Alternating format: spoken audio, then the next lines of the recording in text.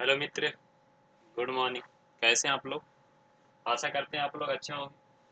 Welcome to Learn with Glorious 2.0। मैं आपको आज के क्लास में ये सिखाने वाला हूँ एग्जाम में किसी भी प्रश्न को बनाते कैसे हैं, स्टेप बाय स्टेप, ताकि नंबर बेहतर और अच्छा आ सके। बेहतर और अच्छा आ सके। चलिए तो हम डील करते हैं। Question number 1। क्वेश्चन नंबर 1, जैसे कि हमारे पास दिए हुए हैं क्वेश्चन। हमारे पास क्वेश्चन दिए हुए हैं ये कि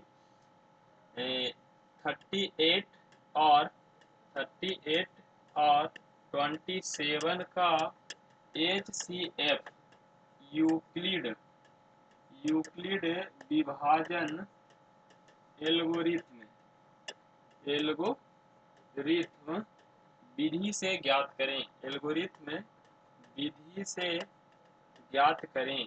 विधि से ज्ञात करें।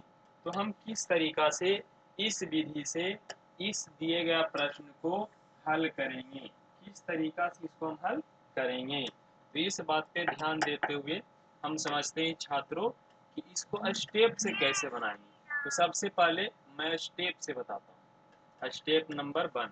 Step number 1। स्टेप नंबर 1 में क्या करना है मेरे छात्र, मेरे मित्र, कि वो लिखना है जो दिया गया है। क्या लिखना है? जो दिया गया है। तो क्या दिया गया है जी बताइए। हमारे पास दो संख्या है। एक संख्या ए है जो 38 है, एक संख्या बी है जो 27 है। 27। ओके। स्टेप 2 में सॉरी, स्टेप 2 में वह होता है जो हमसे पूछता है, मतलब कि ज्ञात करना है। क्या करना है?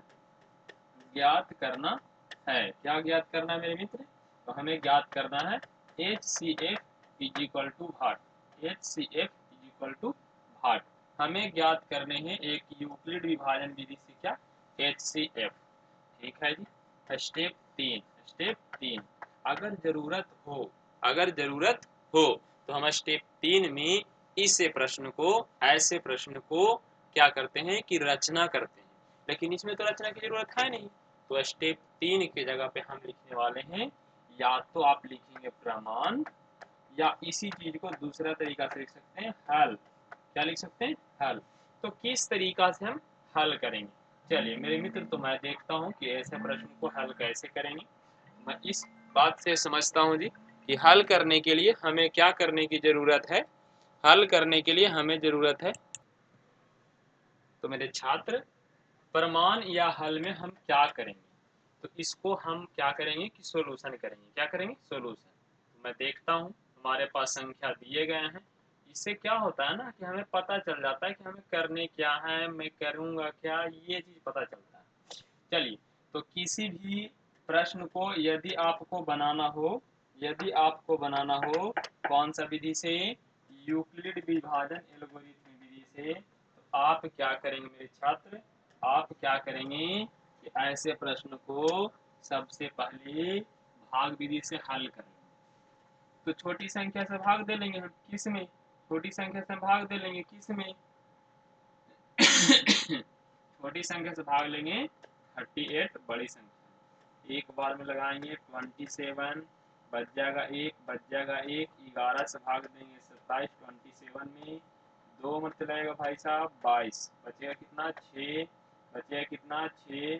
तो 6 से भाग देंगे 11 में कितना? एक बार में 6, बचेगा 5 से भाग देंगे 6 में, एक बार में 5, बचेगा 1। 1 से भाग देंगे हम 5 में, तो 5 बार में 5 पूरा पूरा कटेगा। एक स्टेप, 2 स्टेप, 3 स्टेप, 4 स्टेप, 5वां स्टेप में ये हमारा यूक्लिड विभाजन विधि खत्म होने वाला है।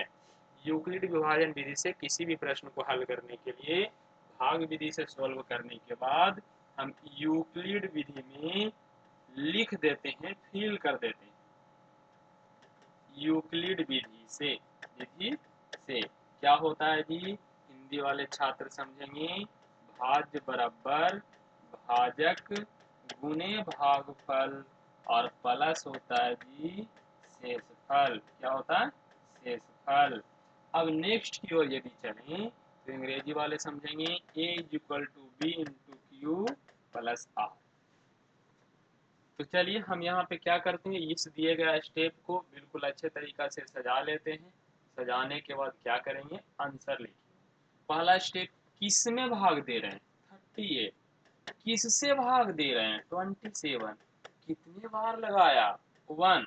शेषफल क्या बचा, 11। नेक्स्ट अगला स्टेप में किस में भाग दे रहे हैं, 27। किस से, 11 से। कितने बार लगाए, 2 बार। कितना बचा, 6। क्या बचा, 6। क्या बचा, 6। नेक्स्ट, यदि नेक्स्ट की मैं बात करूँ मेरे छात्र, तो मैं भाग दे रहा हूँ 11 में, कितना से, 6 से। कितने बार लगाया, 1। शेष क्या बचा, 5। नेक्स्ट 6 में भाग दे रहा हूँ 5 से, 1 बार लगाया तो शेष बच गया 1। अब क्या कर रहा हूँ, 5 में भाग दे रहा हूँ 1 से, तो 5 बार लगाया तो शेषफल बच गया 0। अब कंडीशन यही है मेरे मित्र कि जिस स्टेप का शेषफल होता है 0, जिस स्टेप का शेषफल होता है 0, उस स्टेप का भाजक, भाजक मतलब जिससे भाग दे रहे हो, वो कहलाता है HCF। HCF कितना हो गया, 1। HCF क्या हो गया, 1। अब बात है यहाँ पे भी करने के बाद आप अपने आंसर को, आप अपने सॉल्यूशन को सुंदर और सजावट ढंग से लिख सकते हैं। इसके बाद भी, इसके बाद आप क्या लिख सकते हैं, इसके बाद आप इस चीज को लिखें कि अतः, अतः संख्याएं, संख्याएं क्या क्या था बताइए, क्या क्या था, 27 और 38 था। लिखिए 27 एंड 38 का HCF इक्वल टू क्या है जी, क्या है, बोले क्या है, 1 है। क्या है, 1 है, 1 है आंसर। यहाँ पे लिखिए, देखिए आपको अगर ये क्वेश्चन 2 नंबर में आए हैं तो 2 में से 2 नंबर आपको दिए जाएंगे। अगर ये क्वेश्चन 5 नंबर में आए हैं तो 5 में से 5 आपको मिलेंगे। ठीक है, ऐसे ही वीडियो, ऐसे ही फैक्ट को, ऐसे ही तरीके को सीखने के लिए, जानने के लिए हमारे चैनल को सब्सक्राइब करें। Learn with Glorious 2.0। धन्यवाद।